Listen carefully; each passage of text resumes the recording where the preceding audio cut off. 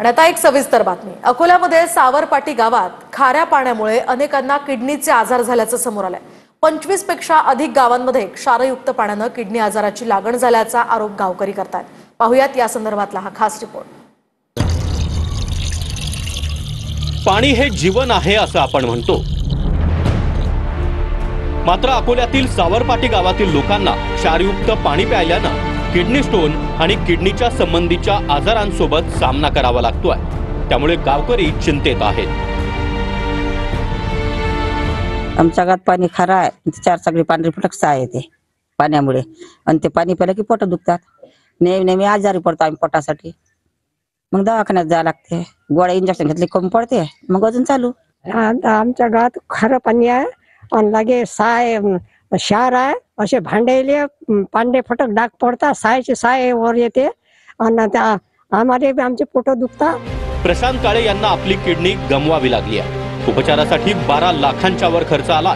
त्यासाठी त्यांनी स्वतःची शेती विकली, पण काहीही उपयोग झाला नाही। ते आपल्या आजाराशी झुंज देतात। पाण्यामुळे किडनी खराब झालेली आहे तुमची।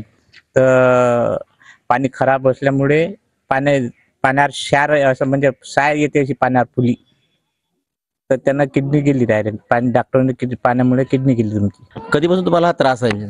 मला आता तरी 5-6 महिने झाले त्रास झाला आता।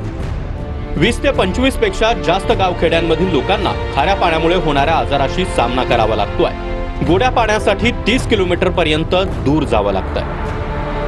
आमच्या गावात सध्या 2-3 पेशंट आहेत किडनीचे।